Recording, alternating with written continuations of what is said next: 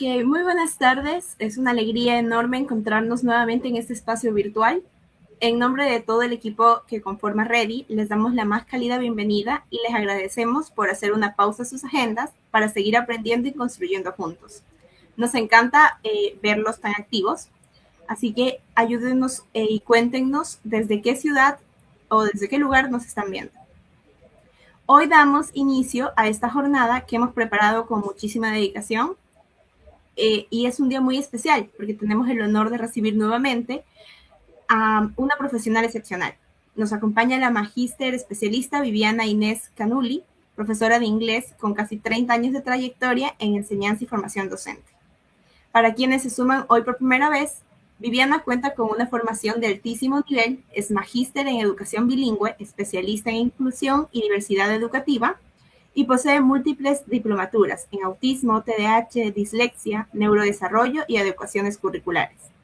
Además, continúa a la vanguardia del conocimiento cursando actualmente una maestría en neurociencias. Viviana es la directora de Adapting Your World, un espacio dedicado a promover la enseñanza del inglés desde la neurodiversidad.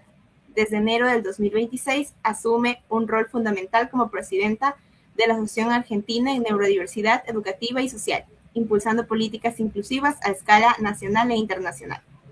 Su experiencia es vasta y bueno, Viviana, es un verdadero privilegio tenerte en este segundo día con nosotros y bueno, el espacio es todo tuyo. Muchas gracias a todos, muchísimas gracias Tatiana, muchísimas gracias Alfredo que está detrás de cámara, sí, muchas gracias colegas por estar nuevamente aquí, sí. La temática de hoy vamos a hablar, a charlar un ratito, a compartir un poquito de ideas con respecto a las adecuaciones curriculares, ¿sí? El diseño universal para el aprendizaje y cómo, cuándo y por qué utilizarlas dentro de nuestras aulas, que me parece que es un espacio vital y meramente importante, ¿sí? Yo les voy a compartir ya mismo la presentación. Denme un segundo. Aquí estamos.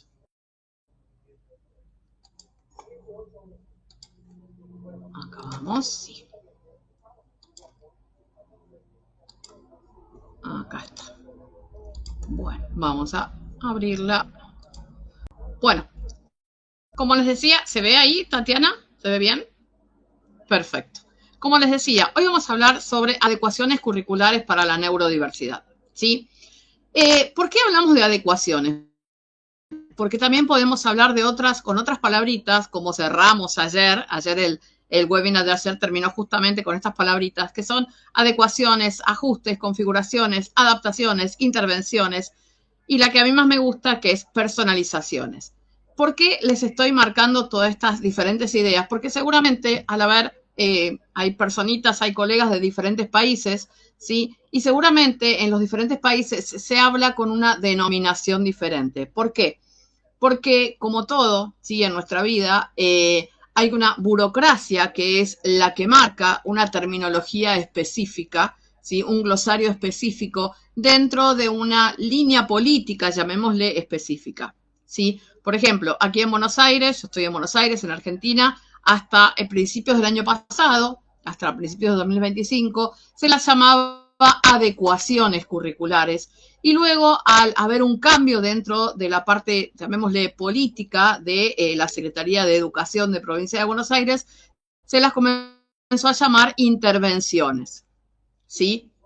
Intervenciones psicopedagógicas, para ser más claro, ¿sí? Así que, lamentablemente o afortunadamente, tenemos una variación importante, ¿sí? En cuanto a los diferentes términos, las diferentes formas de referirnos a todo lo que es la adecuación curricular, ¿sí? Hay espacios donde ustedes van a encontrar, incluso dentro de Argentina mismo, ustedes van a encontrar que se refieren a adecuaciones. Dentro mismo de Argentina se habla de configuraciones de apoyo. Dentro mismo de Argentina se habla de ajustes razonables o intervenciones, ¿sí? Imagínense lo que es Latinoamérica, Centroamérica, la variación es continuamente, va fluyendo constantemente, pero lo importante y lo más, digamos, destacable es que el contenido, ¿sí? Sea siempre el mismo, ¿sí? ¿Y cuál sería justamente ese contenido? Bueno, un contenido exactamente como les coloco acá,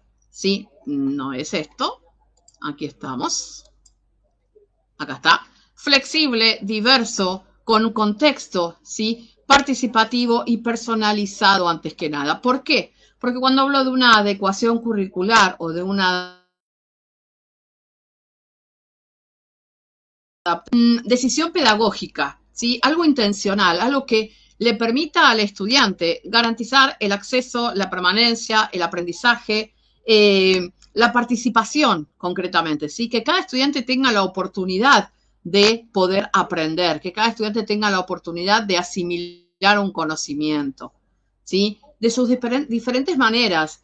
La idea fundamental de una adecuación es justamente eliminar las barreras del entorno, esas barreras que ayer hablamos, que muchas veces y lamentablemente esas barreras las pone la sociedad, ¿sí? Las impone muchas veces la línea general, el currículum educativo. Entonces, lo que hace justamente la adecuación curricular, ¿sí? En este caso, que es lo que vamos a ver hoy, concretamente basada en el DUA, que para mí es la maravilla más hermosa que se ha descubierto en este mundo, gracias al CAST por hacerlo siempre visible, ¿sí? Justamente la adecuación curricular lo que trabaja es eso. De qué manera darle la posibilidad, darle la opción, ¿sí? Al estudiante de adquirir el conocimiento de la forma, ¿sí? Adecuada, respetando las características de cada estudiante, respetando su individualidad, ¿sí? Y obviamente, como les dije, eliminando justamente las barreras, ¿sí?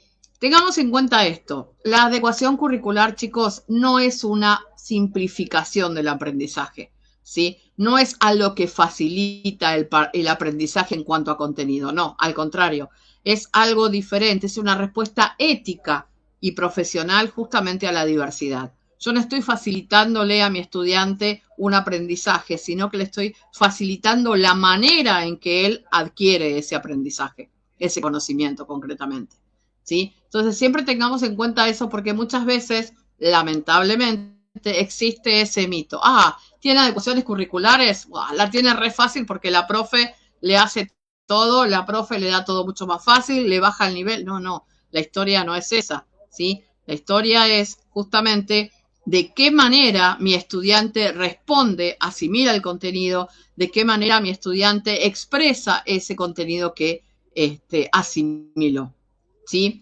Fíjense que yo acá les puse que hablamos de flexibilidad. ¿Y por qué hablamos de flexibilidad? Porque justamente el currículo que yo tengo que enseñar, el syllabus, ¿sí? El contenido que tengo que enseñar, no tiene que ser ni rígido ni uniforme, ¿sí? ¿Y de qué manera? Bueno, por ejemplo, se me ocurre ajustando tiempos, ¿sí? Variando las metodologías, no enseñando, no impartiendo conocimiento con una sola metodología, sino con diferentes formas, que ahora lo vamos a ver cuando veamos DUA, modificando las formas de evaluación, modificando los formatos de evaluación, diversificando materiales, incluso adaptando los niveles de apoyo que yo le doy a mi estudiante, ¿sí? O sea, la flexibilidad de la cual hablamos no cambia necesariamente los objetivos centrales, pero sí transforma la forma, el camino, ¿sí? Para que mi estudiante los logre. Eso sería fundamental, ¿sí? Por eso hablamos de flexibilidad.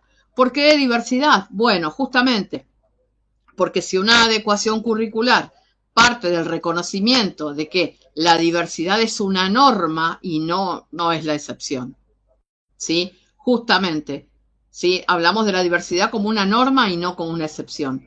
Entonces, ¿de qué manera mi estudiante me puede mostrar, ¿sí? Su forma diversa de ser, de pensar, a través de un ritmo diferente de aprendizaje, de tiempos diferentes, incluso a través de diferentes perfiles cognitivos, una forma diferente de demostrar, ¿sí? La parte sensorial y la parte comunicativa, muy típico en la neurodiversidad, ¿sí? Especialmente en el autismo, especialmente en el TDAH, ¿sí? Y mostrando específicamente las fortalezas, ¿sí? Los intereses particulares, el hermoso hiperfoco del cual siempre hablamos, ¿sí? Entonces, si hablamos de, a ver, adecuar es hacer algo especial para algunos, no. En realidad no es hacer algo especial para algunos, sino es diseñar propuestas diversas que justamente contemplen la variabilidad humana, los contemplen a todos. Y ahí está lo lindo, ahí está la belleza, ¿sí? Si hablo de contexto, yo les puse acá contexto también porque me parece que una adecuación no se define por las características del estudiante, ¿sí? Sino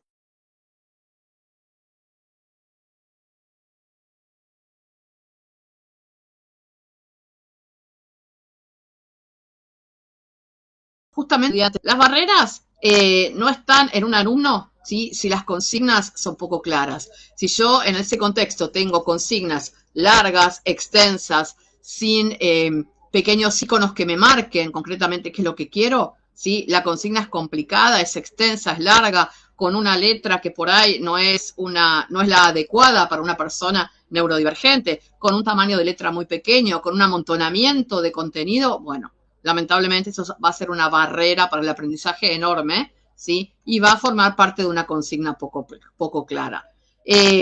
Tampoco voy a estar cómodo, digamos, no voy a estar dentro del contexto si hay una rigidez evaluativa. Si solamente, tienen que responder a esta evaluación en forma escrita. No, ¿por qué? Tranquilamente le puedo dar opciones de oralidad, le puedo dar opciones de hacer un portfolio, de presentar una presentación por Canva, de hacer, ¿por qué no?, un sketch, una obra de teatro, múltiples formas, ¿sí? También tengamos en cuenta el tema de la falta de apoyos visuales, ¿sí? El espacio organizativo, la cuestión sensorial, que ayer hablamos tanto en las barreras, ¿sí? La luz, los sonidos, los ruidos, la exacerbación en la estimulación, ¿ok?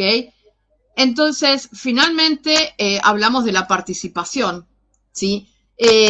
¿Por qué? Porque en cierto modo la adecuación lo que hace es garantiza la participación activa y significativa, ¿sí? No es el hecho, yo no hablo de participación, de inclusión, porque el estudiante está en el aula, que lamentablemente, y es un error enorme, hoy por hoy muchas organizaciones hablan de inclusión por el simple hecho de tener un estudiante neurodivergente en el aula, y lamentablemente como muchas instituciones tampoco tienen herramientas, no saben cómo encararlo, ¿sí? Y la idea es, justamente uno de los motivos de este webinar es ese, ¿sí? Tratar de impartir un poquito más de herramientas, de que se visibilice un poquito más el tema de las adecuaciones curriculares, ¿sí? Entonces, la idea es participativo, se habla de adecuaciones también participativas, porque lo importante sería que el estudiante comprenda lo que está sucediendo, ¿sí? Que el estudiante pueda interactuar con sentido, que se sienta parte del grupo, ¿sí? Que pueda expresar lo que sabe de la forma que sea. Obviamente hay formas diversas, perfecto, pero que pueda hacerlo. Y justamente, y muy importante, que desarrolle una autonomía progresiva, ¿sí? Y les puedo asegurar que una adecuación es efectiva justamente cuando se amplía eso es algo esencial.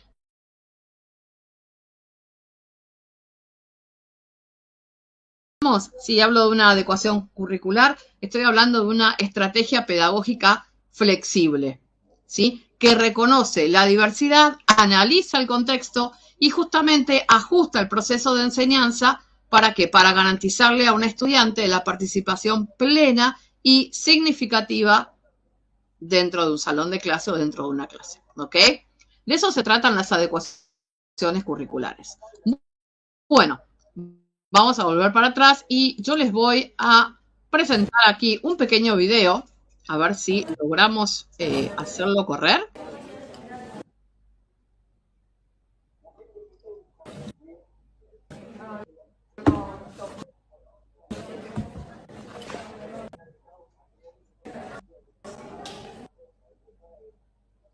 Bueno, no, me parece que no está corriendo como queremos. Por favor, saquen el libro de Florencia Bonelli, Caballo de Fuego, párrafo 2, léanlo de ahí para adelante y después me dicen a ver qué interpretaron del texto.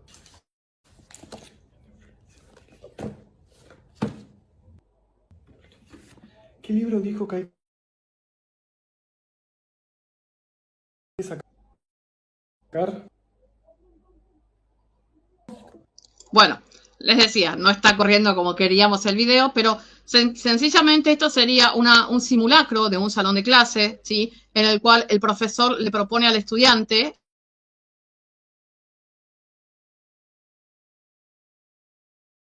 en realidad, Levin él es TikToker, es influencer y a su vez es disléxico y tiene TDAH. Y lo que hace él a través de sus redes es contarnos, ¿sí?, sus experiencias dentro de un salón de clase durante su trayecto en la escolarización primaria y secundaria, ¿sí? Él ha tenido docentes que lamentablemente por no conocer las diferentes herramientas que puede tener un docente dentro del aula, ¿sí?, han recaído en manejarse de una manera quizás no adecuada para el estudiante, ¿sí? El video finalmente muestra que el profesor se enoja con el estudiante porque él no llega a comprender qué libro tiene que sacar y demás, porque quizás lo dijo muy rápido o... ¿Por qué voy a esto? Yo hice una encuesta a través de mi red social de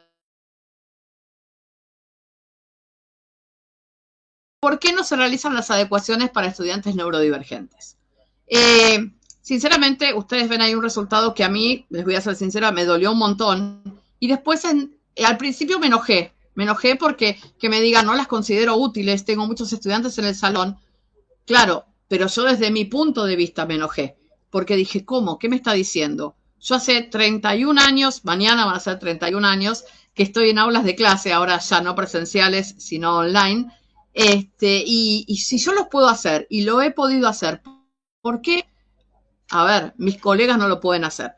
Y ahí entendí y vi muchas cosas, que es la importancia de la adecuación curricular y la importancia de hacerlas visibles, la importancia de mostrar cómo hacerlas y la importancia de decir, existe algo llamado DUA que te va a ayudar a planificar desde cero y no vas a tener que hacer 40 planificaciones en el caso de tener 40 estudiantes, o en el caso de tener 40 estudiantes y 10 o 5 neurodivergentes, no vas a tener que hacer un montón de planificaciones diferentes, sino a través del DUA cambiar esa metodología, ¿sí? Y vas a poder hacer una sola planificación y en poco tiempo y no en la manera que uno a veces piensa. Pero bueno, esta planificación obviamente necesitamos tener un conocimiento para poder hacerla, que es lo que vamos a ver hoy concretamente, ¿sí? Les dejo algunas preguntas para que pensemos, para que reflexionemos.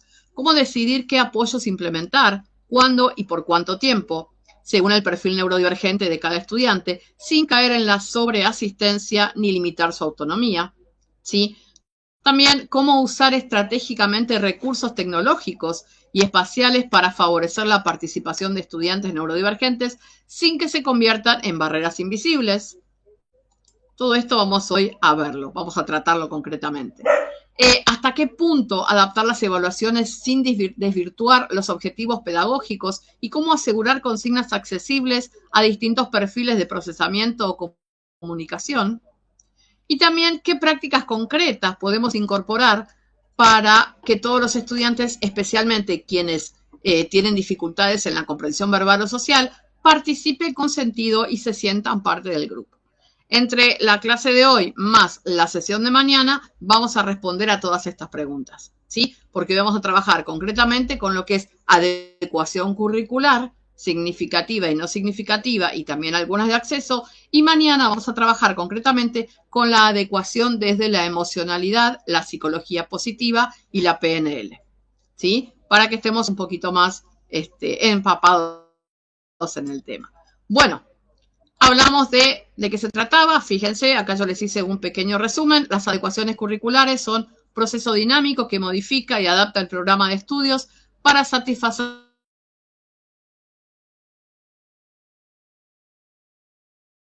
los requisitos. Adecuar todo, chicos, todo. Desde el aula, en su entorno físico, desde las evaluaciones, actividades, métodos evaluativos, materiales de enseñanza, estrategias de instrucción, el contenido, las actitudes, todo se puede adecuar, todo se puede adaptar, ¿sí?, a el grupo que tengo en sí. Para poder llegar a esto, ¿sí?, fíjense lo que yo les puse ahí, adecuar, lo dijimos recién, adecuar no es facilitar, es brindar oportunidades equitativas de aprendizaje, ¿sí? Para todo esto tenemos magia. ¿Cuál es esa magia? Es esto, es el diseño universal para el aprendizaje, también llamado DUA, ¿sí? Es un enfoque pedagógico que busca eliminar las barreras para el aprendizaje desde la planificación inicial de la enseñanza, ¿sí? Ofreciendo múltiples formas de acceso, participación y expresión. Van a encontrar en esta página del CAS Center for Applied Special Technology, van a encontrar en esa página, yo ahí les dejé el link, ¿sí? Van a encontrar un montón de diferentes estrategias para utilizar, un montón de material, ¿sí? Y también muchísimos, pero muchísimos seminarios, workshops, ¿sí? Relacionados a cómo diseñar diferentes actividades, a cómo encarar un aula, ¿sí? Neurodivergente. Es una página que está específicamente adaptada, ¿sí? Al trabajo con adecuaciones curriculares, ¿sí? Les sugiero que ingresen. La página está en inglés, pero la pueden traducir a español, no hay ningún problema. Y les aconsejo que vean los seminarios porque son muy productivos y gratuitos, así que se los recomiendo. ¿Ok? Continuamente suben seminarios nuevos, muy interesantes, y es una página muy activa. Bueno, yo les hablaba del DUA, ¿sí? El DUA tiene 3 principios, tiene, digamos, 3 columnas, que son las redes afectivas, porque se aprende, que llamaríamos la motivación, las redes de reconocimiento, que es lo que se aprende, y las redes estratégicas de cómo se aprende, ¿sí? Fíjense, vamos a ir viendo una por una y de qué nos sirve. En la motivación desde el DUA, que sería la primera columna, podemos hablar desde la motivación vamos a activar el interés inicial. Vamos a sostener el esfuerzo y la persistencia y vamos a fomentar la motivación intrínseca. Y ustedes me dirán, ¿y cómo activo el interés inicial en mis estudiantes? Y no hablo del estudiante neurodivergente, hablo de todo el salón y después voy a mostrarle una planificación de cómo lo hacemos. Bueno, simplemente, a ver, activo interés inicial pensando, a ver, ¿qué tema le puede gustar a mis estudiantes, a mi grupo, ¿sí? A mi grupo de clase? ¿Qué tema los motiva más? ¿En qué formato los motiva más? ¿Cuál puede ser el producto final que les puedo brindar para que ellos activen ese interés? ¿Sí? Siempre buscando metas claras y visuales. Puedo trabajar desde el video, desde la música, canciones, simplemente pictogramas, flashcards, tarjetas, como les guste llamarlos, pequeños textos cortos, ¿sí? O simplemente dibujos, ¿sí? Hay muchísimas formas de poder activar ese interés a nuestros estudiantes, ¿sí?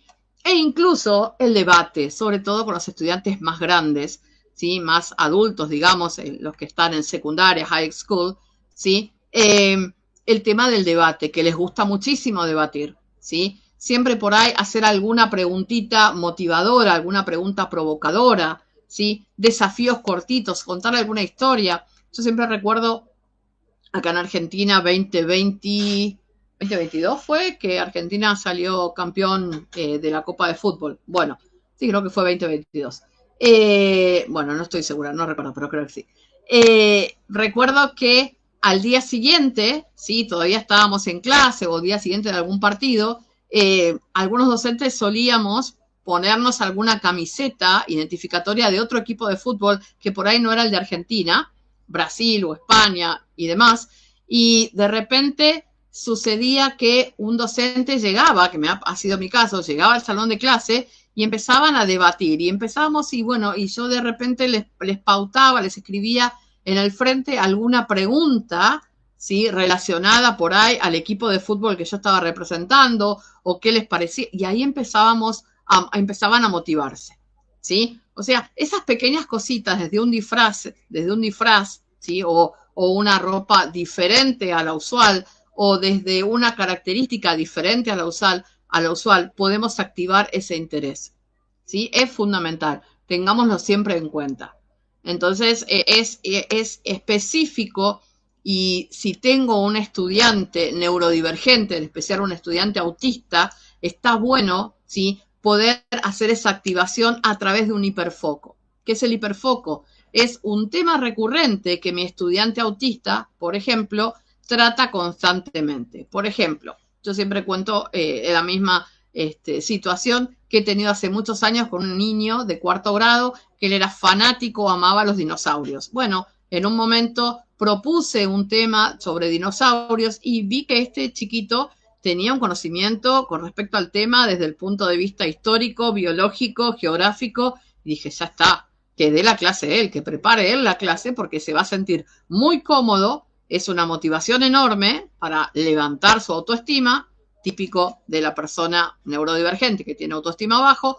Entonces dije, bueno, a ver, le propongo que dé la clase él.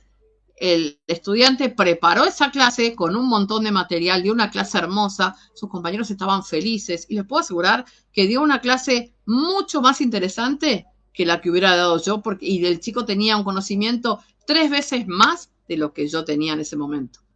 Sí, entonces está muy bueno eso, utilizar el interés del grupo para activar la clase, es fundamental. ¿Sí? Eso es muy, muy importante. Bueno, después tenemos sostener el esfuerzo y la persistencia, que a veces suena un poquito, no sé si complicado, pero sí un poquito difícil sostener la persistencia, sostener la concentración con personitas con TDAH, en especial si son TDAH inatento. ¿Sí? Tenemos ahí, o tienen la combinación de de hiperactividad e inatento, ahí se nos complica un poquito más. Entonces, ¿qué se propone para poder motivarlos? Bueno, trabajar con rúbricas simples, visuales, con tareas que estén chopeadas me refiero a que estén fragmentadas, que sean tareas cortas, con metas micro, que sean cortitas, alcanzables, con temporizadores visuales, fundamental. Trabajar en tareas cooperativas, con roles bien definidos, en equipos con roles bien definidos. También darles un feedback inmediato, ¿sí? Al estudiante, al grupo en general, ¿sí? Y siempre desde la fortaleza. Recuerden que hay algo que se trabaja mucho, que lo vamos a ver mañana, que es la psicología positiva. La psicología positiva está basada en la fortaleza y hace un hermoso macheo, como se le dice ahora, con la neurodiversidad. ¿Por qué? Porque de la psicología positiva yo puedo dar feedback positivos. La psicología positiva puedo motivar positivamente a mi estudiante. Desde la psicología positiva puedo hacer un diario de gratitud que a mi estudiante le va a encantar, ¿sí? Y puedo, obviamente, levantar su autoestima, que es tan importante y justamente está basado en buscar la fortaleza, ¿sí? De los estudiantes. Es fundamental, ¿sí? Así que tengamos muy en cuenta eso, muy, muy en cuenta de qué manera mantengo el esfuerzo y la persistencia, ¿ok? Incluso les doy una técnica de motivación, que es preguntarle a mi estudiante neurodivergente o a todos los estudiantes, ¿por qué no? ¿Sí? A ver, por ejemplo, ¿qué parte de todos los pasos que tenemos en la actividad, en qué paso preferís comenzar? ¿Sí? O sea, no seguir el cronograma, primero, segundo, tercero, cuarto, no. Que cada uno decida por dónde quiere comenzar. Es totalmente flexible y motivante a la vez. Eso sería quizás un pequeño tip, ¿ok? Y por último, fomentar la motivación intrínseca. Es muy importante, ¿sí? Por ejemplo, tengo una actividad de matemáticas, ¿sí? Y veo que mi estudiante hizo un progreso hermoso, hizo un proceso en una división espectacular, una operación de división, hermoso el proceso, pero erró en un número en el resultado, ¿sí? No le voy a marcar, a ver, te equivocaste acá en el resultado, no, estuvo muy bien el proceso, hiciste todo paso a paso perfecto. Acá quizás tenemos una pequeña diferencia, pero no te preocupes, el proceso está perfecto, o sea, valorar siempre el proceso, no importa el resultado, ¿sí? Pero valoremos eso, la intención, el proceso. Es fundamental. Y no me refiero, insisto, no me refiero solamente a personitas neurodivergentes, sino a todas las personitas que tengamos dentro del salón de clase. ¿Ok? Eso es súper, súper importante. ¿Sí? También lo importante es, dentro de la motivación intrínseca, darle un espacio de voz. ¿Sí? Darle un espacio para que él pueda expresarse. ¿Sí? Dar un reconocimiento al esfuerzo. Qué bien que trabajaron hoy cooperativamente, qué bien que trabajaste con tu compañero, ¿sí? Siempre, desde la psicología positiva, siempre focalizar, conectar todo el tiempo con la psicología positiva es fundamental, ¿ok? Segunda columna del DUA, representación desde el DUA, justamente, cómo hago, ¿sí? Cómo presento la información para que mi estudiante la comprenda a su modo, a su manera, ¿sí? Cómo presento la información para que sea accesible a todos los perfiles neurológicos que hay dentro del salón de clase, ¿sí? Insisto, no hay un perfil neurológico concreto. Hablábamos hace un rato con los compañeros con respecto a lo neurotípico y lo neurodivergente, ¿sí? Hoy en día, convengamos que dentro de los salones de clase o de las aulas virtuales, no tenemos solamente estudiantes neurotípicos, como se les llama comúnmente, que para mí no existe el neurotípico, para mí somos todos neurodivergentes porque todos tenemos una fortaleza en especial o una característica que sobresale. Desde el momento que no hay un solo cerebro que sea igual a otro desde su funcionalidad o desde su formato físico o su fisiología, desde ese punto, si arrancamos de ahí, todos somos neurodivergentes, ¿sí? Pero bueno, se habla muchas veces de la persona neurotípica porque, bueno, es un estándar, llamémosle, que marcó la sociedad, ¿ok? Pero, bueno, justamente como les decía, la representación es eso, ¿sí? Ver de qué manera presentamos la información para que sea accesible a los diferentes perfiles neurológicos, ¿sí? Y no solamente de qué manera, sino qué estilo de procesamiento utilizamos y qué nivel de desarrollo tiene cada estudiante, ¿sí? Es muy importante para todas las neurodivergencias, TDAH, dislexia, autismo, ¿sí? Incluso para estudiantes con procesamiento auditivo o visual diferencial. Eso también se puede utilizar, ¿sí? Es fundamental. ¿Qué formas tengo de representación en el aula?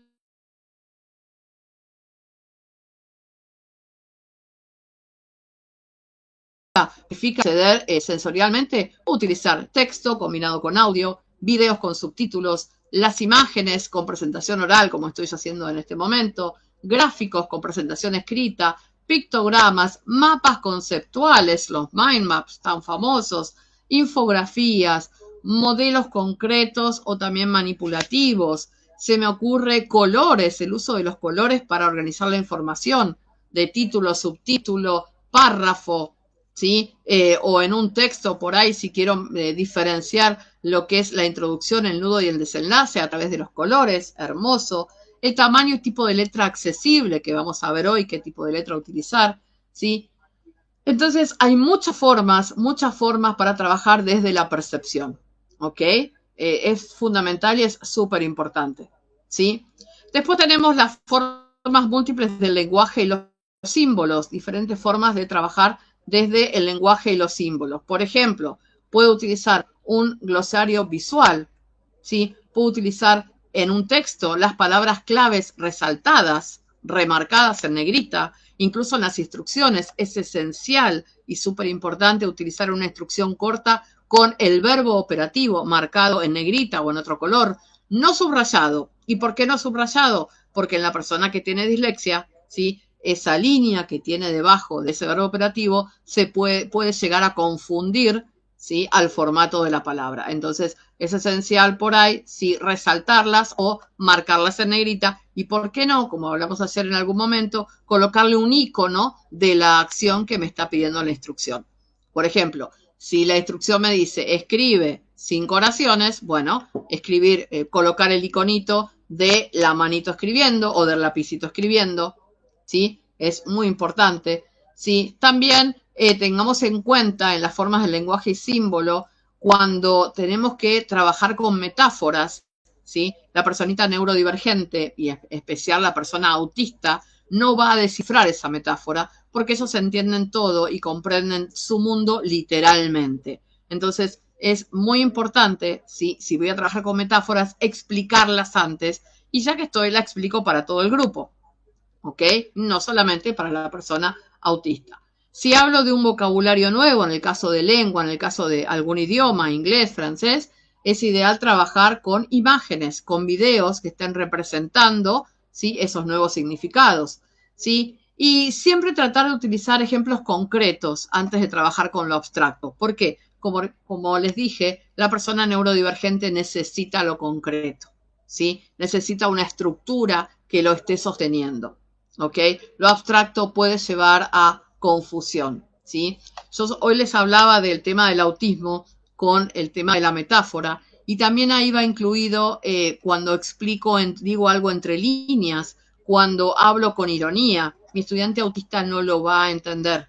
No porque no quiera, ojo, no es porque no quiera, porque puedo tener un estudiante autista con altas capacidades y ser académicamente brillante. El problema va a ser que su cerebrito es tan literal que no le va a permitir procesar, ¿sí?, el real significado de lo que le queremos decir. Entonces tengamos en cuenta eso, ¿sí?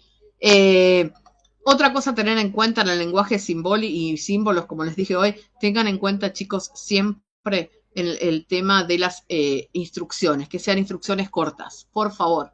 Es fundamental el tema de la instrucción corta, ¿sí? Para que sea más simple y más fácil de entender. Y por último, las formas de comprensión, ¿sí? Que en cierta forma estamos como ayudándolos a comprender un sentido. Y las formas de comprensión las podemos trabajar desde activar un contenido previo, un conocimiento previo, traer un conocimiento adquirido en tiempo atrás, traerlo, ¿sí?, al presente, utilizando, ¿por qué no?, anticipadores gráficos, escribiendo, haciendo esquemas, ¿sí?, antes de desarrollar la explicación en sí, un andamiaje paso a paso tan importante, conectar lo que estoy explicando con experiencias reales. Eso es maravilloso para todos los estudiantes, conectar con la realidad. ¿Por qué no también presentar resúmenes parciales? ¿Sí? Y siempre lo importante y lo muy lindo, ¿sí?, que son las preguntas guía. Preguntas guía son fundamentales y van a llevar siempre son tipo preguntas disparadas.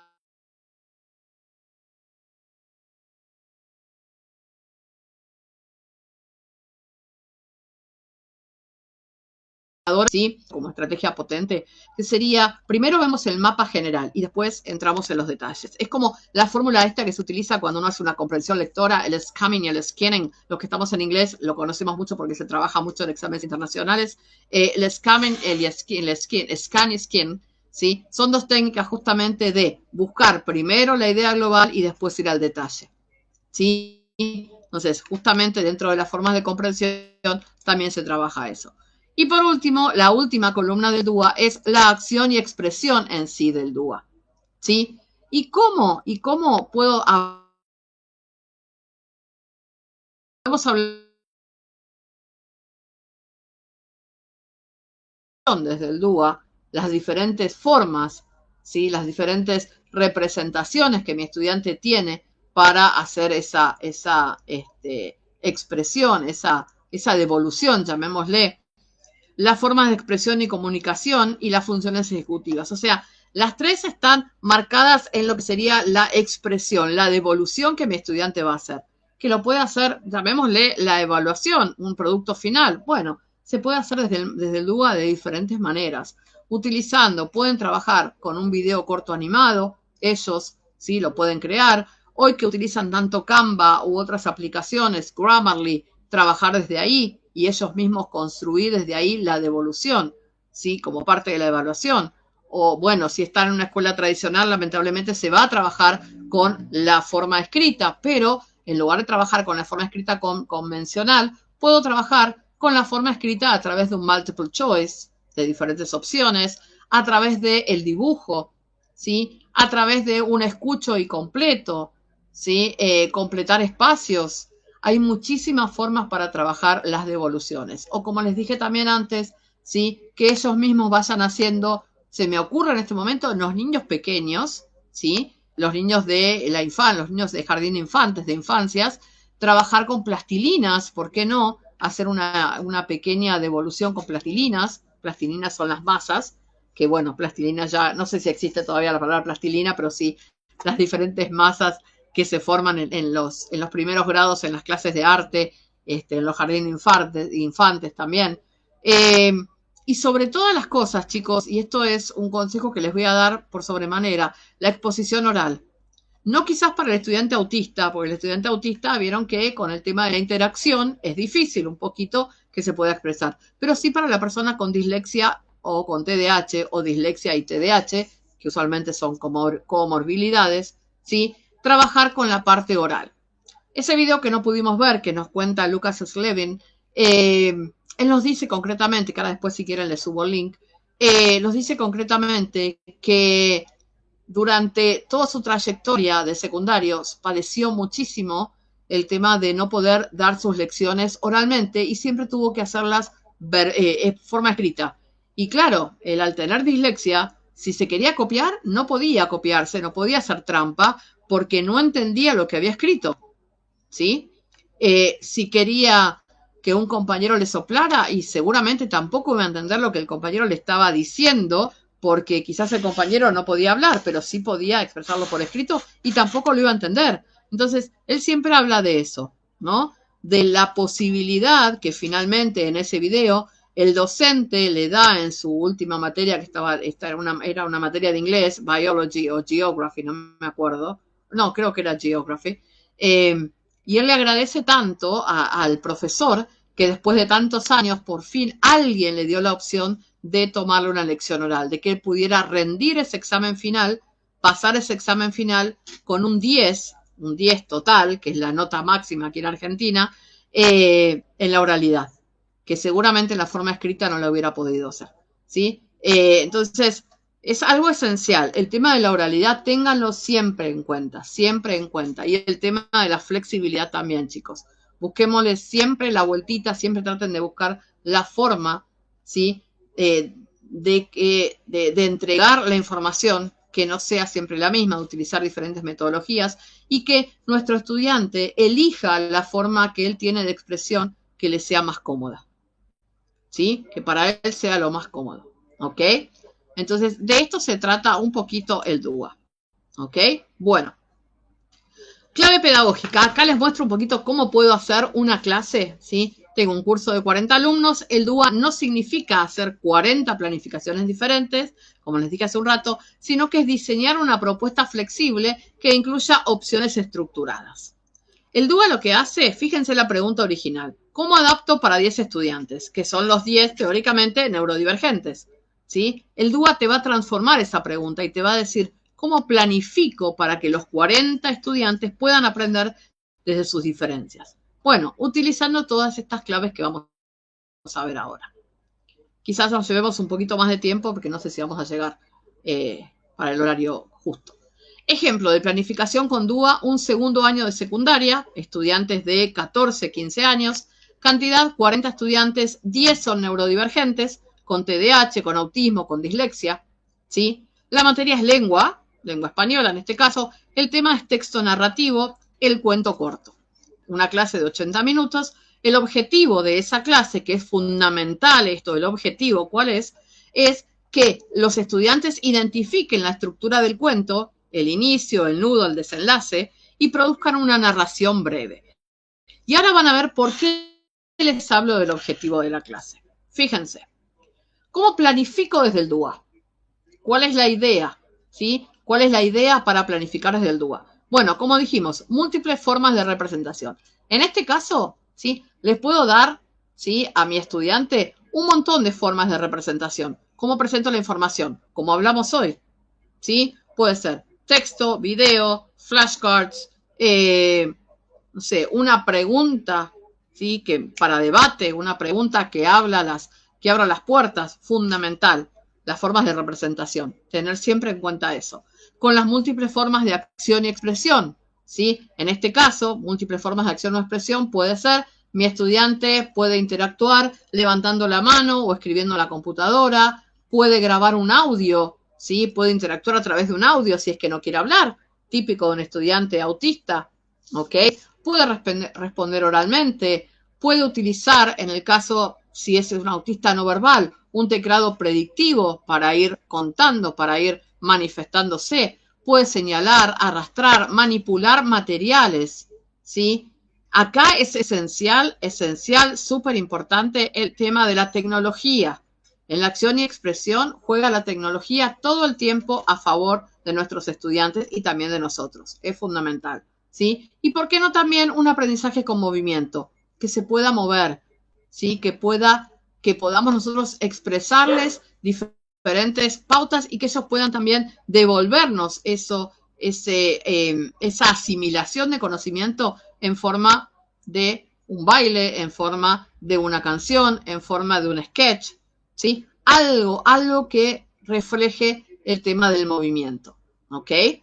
Fundamental, tanto en la representación como en la acción y expresión, el uso de las herramientas y los apoyos que vamos a ver hoy. Por ejemplo, organizadores gráficos, las plantillas estructuradas, los checklists, las cosas importantes que hay que tener en cuenta, las tecnologías de apoyo que les hablaba recién, aplicaciones. Hay miles de aplicaciones operativas para el autismo, para el TDAH, para la dislexia, muchísimas y en muchos idiomas, ¿sí? También ten en cuenta siempre los anclajes progresivos, ¿ok? Siempre insisto, tómenlo al DUA como un acceso legítimo y no como una ventaja, ¿sí? Eso es muy importante, muy, muy importante, ¿ok? Ténganlo siempre, siempre en cuenta, ¿sí? Y finalmente, las múltiples formas de implicación. ¿Cómo sostengo esa motivación que hoy veníamos hablando? Bueno, fundamentalmente, ¿sí? Teniendo en cuenta, ¿sí? ¿Por qué no? A ver, le doy una tarea. ¿De qué manera trato de que mi estudiante se implique en el tema? ¿Cómo lo organizo? ¿Cómo lo planifico? ¿Sí? El tema es que no todos los estudiantes saben planificar ni pueden organizar. Bueno, justamente todas esas diferentes formitas que fuimos viendo y que vamos a ver ahora en adelante, las voy a utilizar para la parte de la implicación, la parte de que mi estudiante se implique en la situación, ¿sí? Llamémosle también, ¿por qué no?, la parte evaluativa. La parte evaluativa, fíjense, tiene múltiples formas, que sería esta, fíjense. En este caso, estructura narrativa, que es lo importante.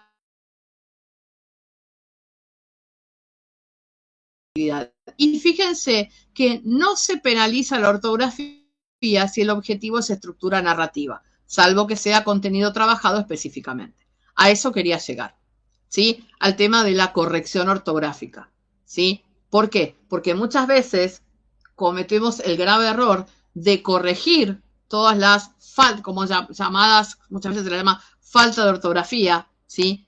Formas diferentes de escribir las palabras, ¿sí? Y eso lo tenemos en cuenta en la corrección, cuando realmente lo que nosotros queremos es que el chico comprenda cómo hace su división en la estructura narrativa y cómo me escribe un cuento. Específicamente me refiero a las personitas neurodivergentes, ¿sí? Porque muchas veces se habla y es positivo corregir las faltas de ortografía o es negativo. Y depende. Yo, Viviana, ¿sí? Mi filosofía es no corregir todo, no escribir una hoja entera con errores, sino buscar las palabras que se repiten y las palabras más simples en las cuales mi estudiante cometió el error. Por ejemplo, yo siempre pongo un ejemplo. Papá, supónganse que el chico escribió una redacción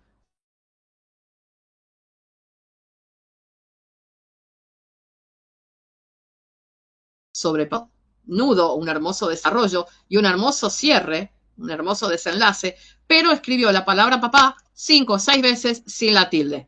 Entonces ahí sí, eso sí se lo voy a corregir. Y no es que se lo voy a marcar específicamente y se lo voy a estar corrigiendo verbalmente, sino lo que puedo hacer, ¿sí? Concretamente, es marcar, a ver, vení, vamos a ver esto, o veamos en el pizarrón, ¿sí? Con diferentes tarjetas, cómo arman la palabra. O si tenemos una pantalla digital, tratar siempre el secreto está ahí, ¿sí? No llenar toda la hoja con la corrección. Yo sé, ustedes me van a decir, pero Viviana, 6º año de secundaria no puede ser que escriba papá sin tilde. Y sí, pasa. Si la persona es disléxica o tiene TDAH, que escribe rapidísimo y no se fija, ¿sí?, en una tilde, puede que pase, ¿sí? También puede ser que, por más que yo lo corrija, el estudiante va a seguir cometiendo ese error, porque lo puede asimilar ahora, pero dentro de media hora se olvidó que existía la tilde. Entonces, muchas veces el tema de la ortografía es bastante a debatir, ¿sí? Yo soy partícipe de corregir ortografía, ¿sí?, pero cuando es ultramente necesaria y en las palabras simples, ¿sí?, en las palabras que se repiten todo el tiempo, ¿ok? Sería fundamental. Bueno, ¿para quién? ¿Para quién puedo utilizar las adecuaciones? Fíjense, para todo el mundo, todos podemos, por eso yo les decía, el DUA es la base de todo. personas con discapacidad intelectual, con dislexia, trastornos del aprendizaje, educación primaria, educación secundaria, trastornos del espectro autista, personas mayores, personas con afasia después de una ACV, inmigrantes, analfabetos funcionales, neolectores y o personas con desventaja educativa. O sea, todos, para todos, ¿sí? Podemos utilizar las adecuaciones y el DUA. ¿Ok? ¿Y de qué manera? Y ahora después vamos a ver de qué manera. ¿Qué tengo que tener en cuenta más allá de la adecuación curricular? Los recursos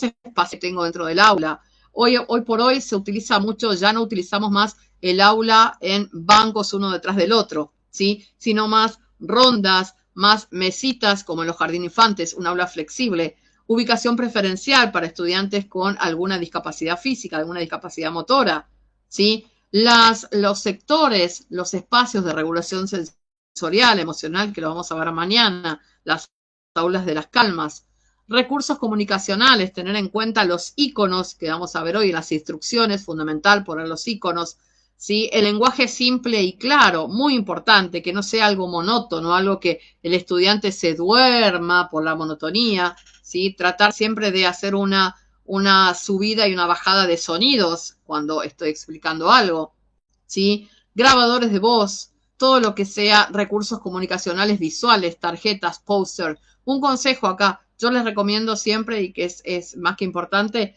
en el tema atencional, tratar de esos pósters y tarjetas que son hermosos, ponerlos en la parte de atrás del salón. Y ustedes me van a decir, ¿pero qué sentido tiene? El sentido es que yo pueda utilizar un póster del tema que voy a hablar ese día en clase en el frente, ¿sí? Pero no todos los pósters. ¿Por qué? Porque tengo una personita con TDAH, ¿sí? Tengo una personita con dislexia, seguramente, o no, por ahí, no tiene ningún diagnóstico, pero seguramente se va a aprender con alguno de los pósters y se me va a ir la concentración. Entonces, tengamos muy en cuenta siempre eso. Los pósters, en lo posible, atrás o de la mitad para el fondo de la clase, ¿sí? Fundamental. Recursos tecnológicos, como les hablaba hoy, lectores de voz y texto, pictogramas, lenguajes de señas, y para nosotros, como docentes, para armar materiales, Word, Genially, a través del juego. Fundamental. Hay un montón de aplicaciones. ¿Cómo puedo trabajar con mapas mentales y organigramas, que ya lo hablamos, para poder ir chopeando, para poder ir diseccionando las diferentes actividades, dados con imágenes, agendas o rutinas escritas, fundamental el tema de la organización, ruido, canceladores de ruido, ¿sí? Con auriculares, ¿por qué? O auriculares, ¿por qué? Y es lo que hablábamos hoy de las aulas cuando son aulas sobreestimuladoras. ¿Qué significa eso? Aulas con mucho ruido, ¿sí? Y seguramente voy a tener algún estudiante que tiene alguna sensibilidad auditiva importante, en especial si tiene autismo, ¿sí? Entonces necesita canceladores de ruido para estar más cómodo, ¿sí? Aulas que están pintadas de un color azul fuerte, amarillo fuerte, que son tremendas, ¿sí? Para las personas con con algún temita en la visión, estimulación visual, llamémosle, ¿sí? Por demás, y eso va a dificultar especialmente a las personas con autismo. Entonces, siempre en este caso, como recursos materiales, en la parte edilicia, llamémosle, se trata de que las aulas estén lejos de los ruidos, ¿sí? Que sean aulas que están alejadas un poco del ruido fuerte de la calle o del ruido fuerte del recreo, ¿sí? Mientras los estudiantes están en su recreo, bueno, que estén en lo posible lejos de ese ruido. O se trabaja con música en 8D, que yo digo que es la música de la calma, porque los estudiantes se sienten cómodos, ¿sí? No se van a dispersar, es la típica música de la naturaleza, ¿sí? La música que más se trabaja. Muchos trabajan con música celta también, muy relacionadas con el yoga y demás para relajar, y eso también es excelente, ¿sí? Y en el tema de las aulas, los colores, como les decía, tratemos de que sean colores claros, colores crema, ¿sí? Y no ese color fuerte, igual que la luz. Yo siempre recomiendo cuando trabajamos en un aula, ¿sí? Con luz artificial, que esa luz artificial sea un color blanco tiza y no un color blanco estridente como la luz LED, ¿sí? Lo ideal sería eso, ¿sí? lograr eso. Vamos un poquito a adaptaciones para el proceso atencional. Primero y fundamental, el contacto visual. Es importantísimo el tema del contacto visual. ¿Por qué? Porque van a encontrar personitas que pueden hacer contacto visual y otras que prefieren que no. ¿Sí? Yo siempre, si bien se dice que el contacto visual es súper importante, van a encontrar estudiantes que van a dar vuelta a la cara o van a bajar la cabeza porque no quieren hacer contacto visual. Entonces, mi sugerencia es siempre, intenta una vez. Si da vuelta a la cara o baja la cabeza, intenta una vez más. Si esa segunda vez hizo lo mismo, bueno, ya está, déjalo. ¿Sí? Porque indudablemente no quiere. Probá mañana a ver qué pasa. ¿Sí? Si mañana pasa lo mismo, bueno, deja pasar 2 días y así. ¿Sí? Como para ver qué pasa. Si a lo largo de una semana no logré hacer contacto visual, bueno, indudablemente mi estudiante no se siente cómodo con ese contacto visual. ¿Sí? Como les decía hoy, ¿sí? Las instrucciones claras y precisas, ténganlo muy en cuenta, muy en cuenta. La anticipación, en especial el autismo, ¿sí? El día anterior a la clase, si puedo, le anticipo de qué vamos a trabajar mañana. Por ejemplo, supónganse que mañana estoy en 4º grado y mañana vamos a trabajar con la vaca. En biología vamos a trabajar la vaca, el tambo, como los procesos para hacer la leche, para pasteurizar la leche, los procesos para hacer queso, hacer ricota, manteca. Bueno, entonces hoy lo ideal es que a mi estudiante le dé a todos, ¿por qué no? Un pequeño texto donde cuente algo sobre una vaca o les pase un videíto, ¿sí? Para que ellos puedan entender dónde está la vaca, dónde vive la vaca, qué hace la vaca, ¿sí? Algo relacionado al tema con el cual voy a hablar mañana.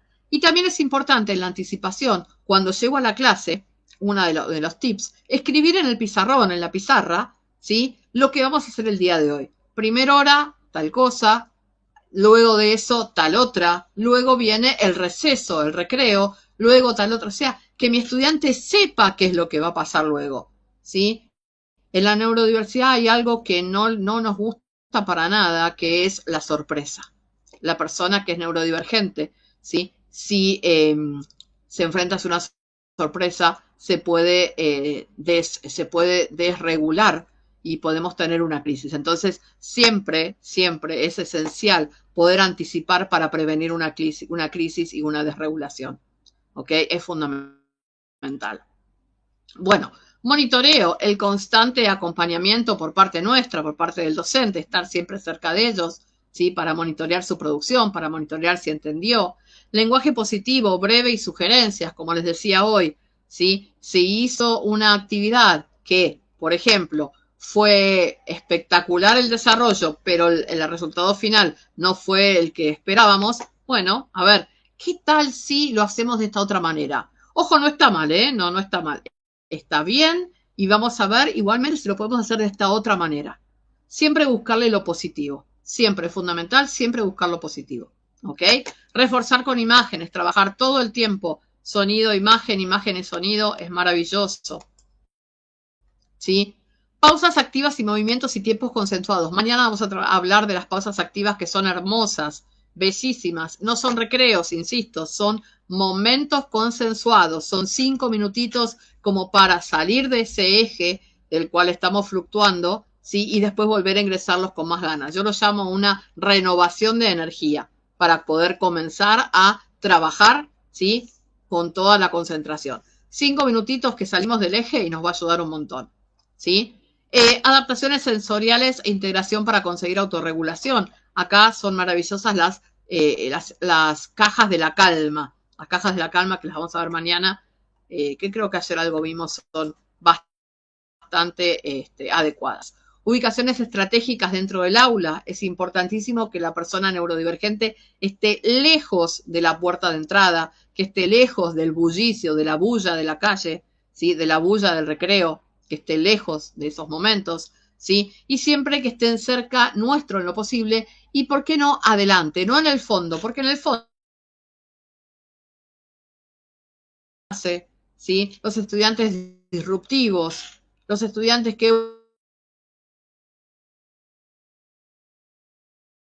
cerca tuyo para sentirse acompañado, monitoreado, pero también controlado, ¿sí? Opciones de asientos. A ver, En las escuelas que son más flexibles, hoy por hoy, se da diferentes opciones, no necesariamente que se sienten en la silla, sino también se pueden sentar en el piso, sobre un colchoncito, sobre un almohadón, en un puff, ¿sí? Hay diferentes opciones, ¿sí? Para justamente el tema del asiento. El uso de agendas, horarios y rutinas para estructurar, fundamental, y siempre, siempre y esencial, el feedback positivo. Dar un feedback positivo es esencial. Recuerden la importancia de la psicología positiva. Acá tenemos algo de lo que vamos a ver mañana: pelotas desestresantes, rincón de calma, la maca reguladora, la caja de calma, los fidgets, ¿sí? Que eso va todo por la parte emocional, más que nada, que quiero que lo veamos bien mejor mañana. Y pregunto, Tatiana, ¿contamos unos 10 minutitos más o cortamos acá y continuamos mañana? Sí, yo creo que podemos mantener los 10 minutitos más. Sí, perfecto, bárbaro, gracias. Entonces, vamos ahora en sí, estrategias para la lectura y la escritura. Como les decía, anticipar la lectura. Siempre anticipar el tema que vamos a tocar. Adaptación de tipografía.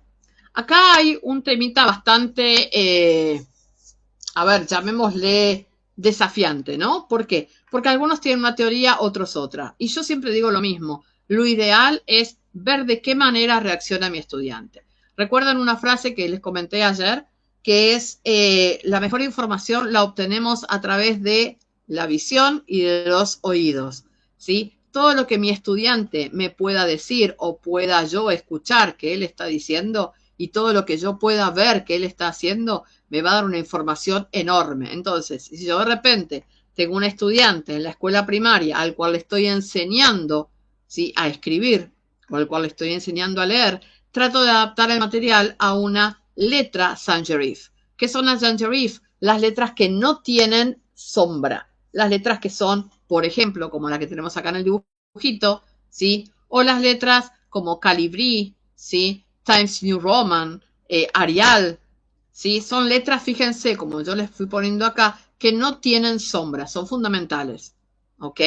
El tamaño de la letra varía, y ahora lo vamos a ver, según estén en primaria o secundaria. ¿Y qué pasa con la tipografía? A ver, mi estudiante todo su trayecto escolar va a trabajar con la misma tipografía. No, no hace falta.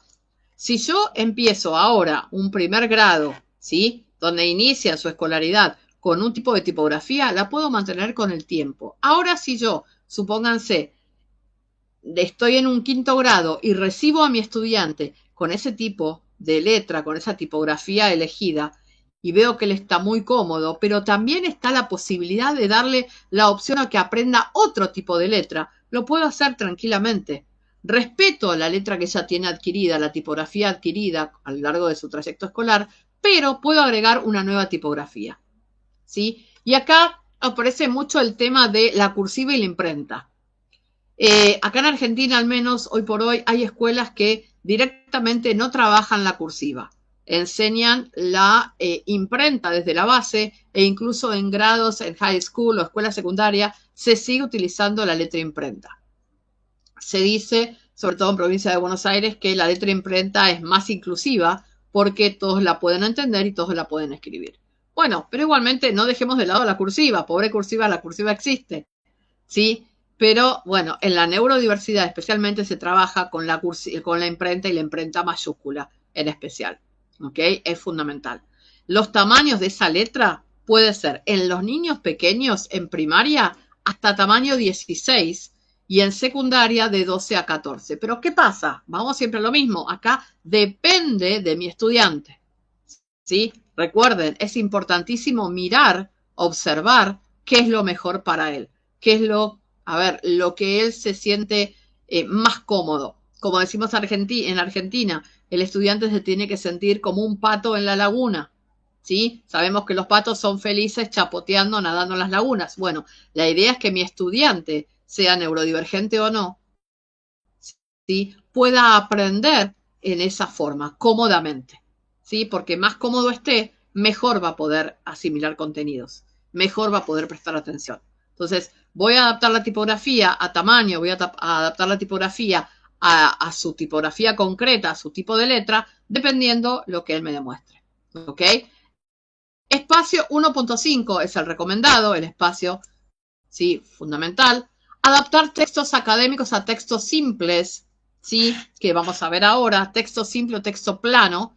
Si tengo un texto muy académico, ¿cómo lo adapto a un texto simple o plano? Lo voy a bajar, no el contenido, pero sí el vocabulario que utilizo, lo bajo con palabras más sencillas.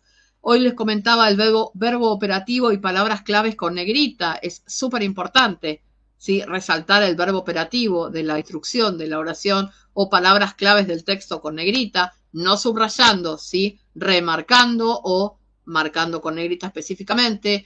Utilizar para personitas neurodivergentes programas lectores, Google Translator, Voice Aloud Reader, Google Docs, Balabulka, Speechify, TTS Reader, Audiobooks. Hay millones de ofertas de audiolibro hoy en día gratuitos en YouTube, en un montón de aplicaciones que podemos usar y son maravillosas.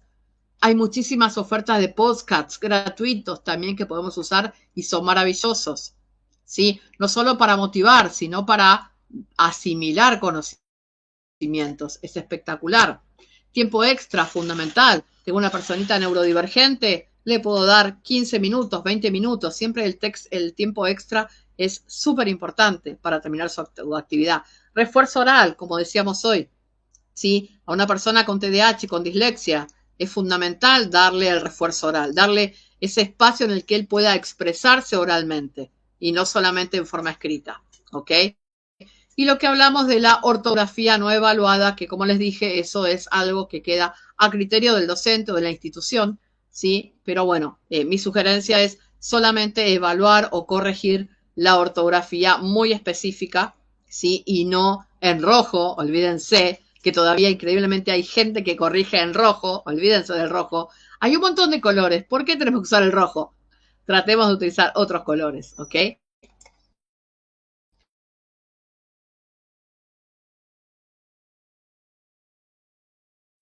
Una fotocopia, preparo una actividad, que siempre esa actividad tenga un ejemplo, ¿sí? De cómo va a ser el proceso, de cómo voy a trabajar. Establecer una rutina, súper importante, ¿sí? Acuérdense que necesitamos estructurar la clase, ¿sí? La personita neurodivergente necesita una estructura, ¿sí? Necesita tener todo muy organizadito. Entonces, es muy importante organizar esa clase, ¿sí? Los iconos a la instrucción, que hoy les decía, por ejemplo, mi instrucción es que escriban oraciones, bueno, le pongo el icono de la manito escribiendo. Si tienen que leer y lo escribo en la pizarra, bueno, le pongo el iconito de la personita leyendo, ¿ok? Hay un montón de iconos que tenemos para utilizar.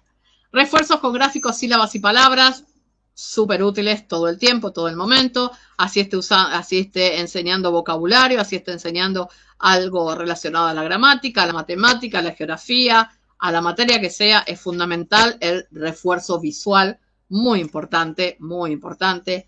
En el caso de la dislexia, específicamente, la regla separadora, ¿sí? Cuando yo era chica, hace muchos años atrás, imagínense que tengo 56 años, así que les hablo desde mucho tiempo atrás, la regla separadora era específicamente para separar en sílabas, ¿sí? Hoy por hoy se utiliza dentro de la neurodiversidad para separar también las palabras, ¿sí? Y no hace falta por ahí tener una regla separadora que voy y la compro en la librería, en el negocio donde venden, en el local donde venden cosas para escuela. No, no hace falta. Simplemente con un palito de esos de helado, ¿sí? Que compramos a veces los helados en diferentes lugares, el palito del helado lo puedo pintar, le pego un papelito, ¿sí? Y tranquilamente puedo hacer una regla separadora con eso. Maravillosamente hermoso. Soportes visuales fundamentales. Y como les dije, la lección de tipografía es súper importante. Ver que mi estudiante pueda elegir la tipografía con la cual quiere trabajar. Ahora, ¿qué pasa si yo recibo? Soy profe de secundario, de high school, y mi estudiante viene con una tipografía, como les decía hoy, desde el comienzo, con una tipografía específica. Y yo, quiero cambiar esa tipografía porque ya está grande y se va a encontrar en la vida con un montón de palabras escritas con diferentes tipografías. Bueno, tranquilamente puedo, sí, en un high school probar, en una escuela secundaria probar otras tipografías e ir viendo el resultado. Chicos, la realidad que esto es específicos. No hay un formato específico para un estudiante con autismo, no hay un formato específico para un estudiante con dislexia, ni tampoco con un estudiante con discalculia o TDAH o de las demás neurodivergencias, ¿sí? No existe un método específico, no existe un formato específico. Uno me puede decir, ay, pero yo uso tal método para trabajar. Sí, pero ese método tenés que adaptarlo, porque estás trabajando con una persona, con un ser humano, ¿sí? Que tiene una personalidad específica. Entonces, es fundamental, ¿sí? Fundamental tener en cuenta eso, ¿sí? Ver de qué manera lo voy a adaptar, ver de qué manera voy a adaptar todo. El proceso de explicación, el proceso de interacción, el proceso de asimilación, de aprendizaje, todo, ¿sí? Viendo de qué manera los voy a ir adaptando. Como les digo, es un día a día, es un prueba y error, un prueba y error, ¿ok? ¿Por qué voy a esto? Porque por ahí a mi estudiante con dislexia, ¿sí? Le encantaría hacer una sopa de letras o un crucigrama, pero como la teoría me dice que no, porque se va a confundir, porque como son cuadraditos y son muchas letras y se va a confundir y demás, entonces no lo hago. Pero ¿por qué no? Como les comenté ayer, ¿por qué no darles esa oportunidad de, en lugar de una palabrita esdrújula de 10 letras o de 8 letras, tratar de jugar o de que descubra una palabrita de 2 sílabas, 4 letras? Y en lugar de darle 10 palabras para buscar una sopa de letras, de vocabulario, ¿sí? Buscar 4 palabras, 5 palabras cortitas, ¿sí? O sea, siempre darle la oportunidad, no quedarnos con la teoría. La teoría dice tal cosa. Sí, perfecto, la teoría es hermosa, es maravillosa, pero en el aula no vamos con un libro de dar teoría. En el aula vamos con la práctica, ¿sí? Vamos con lo que venimos aprendiendo con el tiempo. Entonces, tengan en cuenta eso. La teoría es hermosa y yo la pongo en práctica en el aula, siempre adaptándola al grupo que tengo.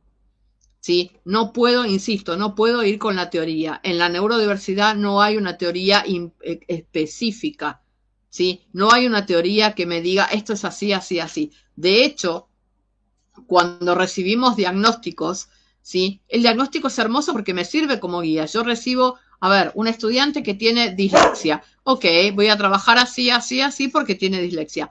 Pero, ese diagnóstico me va a servir de guía. Pero yo puedo intentar otras formas, darle oportunidades diferentes a mi estudiante. Tengan siempre en cuenta eso.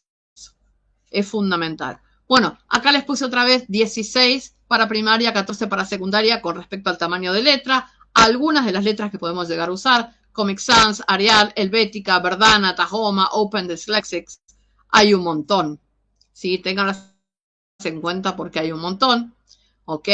Les hablaba del texto plano o accesible. Cuando ustedes se encuentren un texto con este loguito es porque estamos hablando de un texto plano o accesible. ¿Qué es un texto plano o accesible? Es un texto, ¿sí?, que todo el mundo puede leer, ¿sí? Saben que la lectura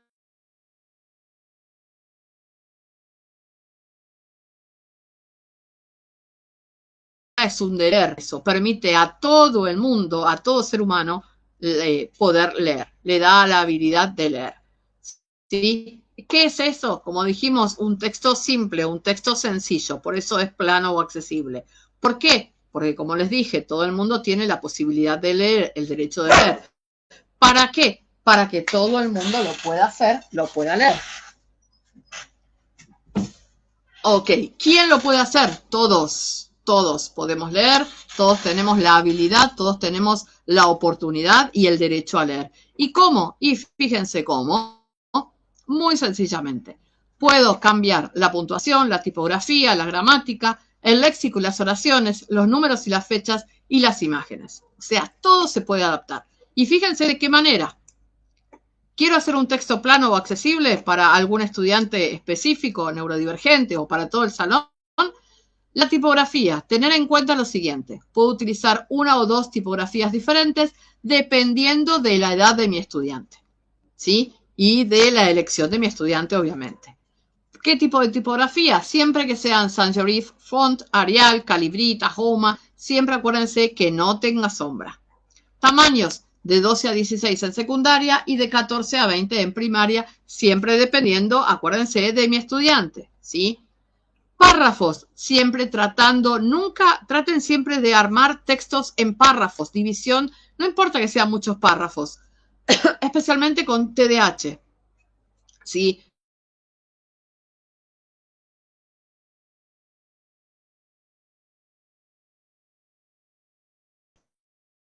Se los y la falta de atención, fundamental. Tratemos de evitar la cursiva y los textos en bloque, como les dije recién.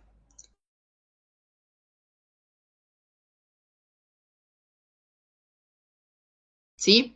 Puntos fundamentales de tres signos fundamentales de puntuación. El punto final y la coma. Son esenciales. Punto y coma y demás, no, los dejamos de lado. Sí,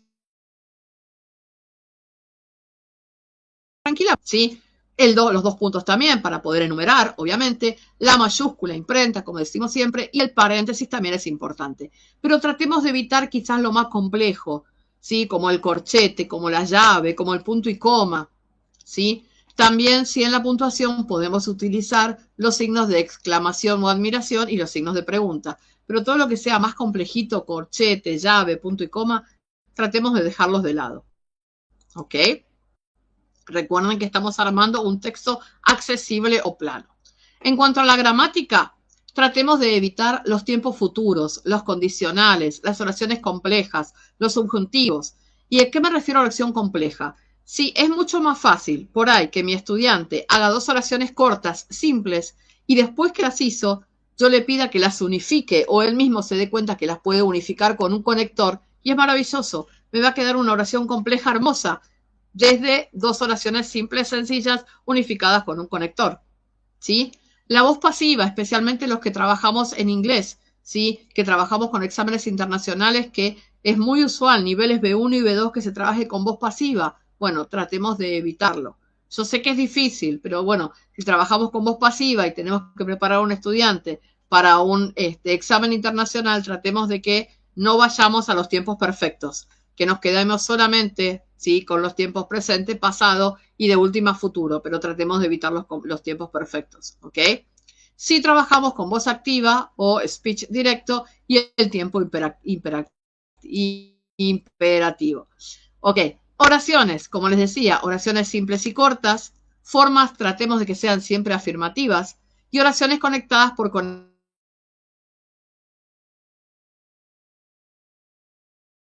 negativas, las oraciones impersonales, las metáforas, sarcasmos, las bromas, los dichos entre líneas. Recuerden el tema de la literalidad, que es fundamental, especialmente en el autismo. ¿Ok? Vocabulario. Hermoso poder trabajar con onomatopeyas. ¡Wow! ¡Pim! ¡Pum! ¡Pan! Les encanta y es hermoso. Sonidos, sinónimos, antónimos, hipervínculos. Pero tratemos de evitar todo lo que es polisemia, abreviaturas, acrónimos, las jergas, los términos técnicos. ¿Sí? Recuerden, siempre buscamos lo simple, lo sencillo. ¿Ok? Diseñar consignas accesibles. Preguntas directas en lugar de abiertas. ¿Sí? En lugar de, ¿vos qué pensás con respecto a no? ¿Sí? ¿Te gusta tal cosa? ¿Sí?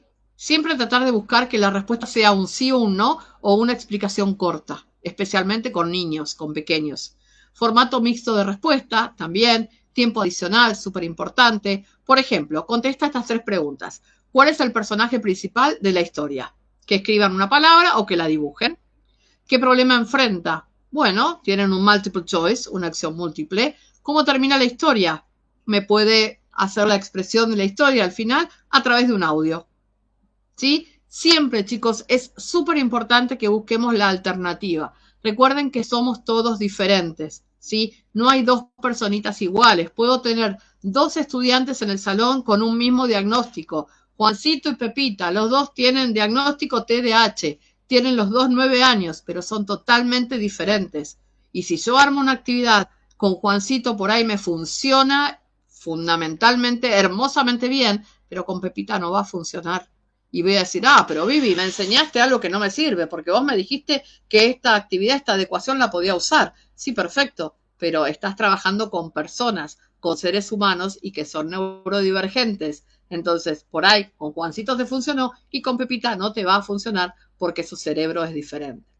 ¿Sí? Eso es fundamental. Ténganlo muy en cuenta. Mañana vamos a trabajar como les decía, para ir ya cerrando, con las pausas activas, ¿sí? Cómo regular, cómo llevar la calma y a su vez cómo activar a través de la pausa activa, a través de mindfulness, a través de las adecuaciones, a través de emociones, adecuaciones emocionales que son súper o más que importantes, ¿sí? Dentro de un salón de clase. E insisto, no solamente para estudiantes neurodivergentes, sino para todo el salón de clase.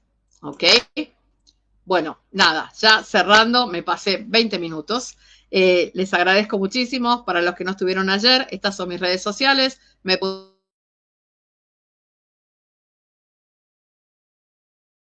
encontrar en Scanuli o si no, un mail directamente a Adaptando tu Mundo 2. Les agradezco de parte de Adaptando tu Mundo, que es mi proyectito, ¿sí? Y la Asociación Argentina para la Neurodiversidad Educativa y Social, que es la entidad a la cual pertenezco y represento.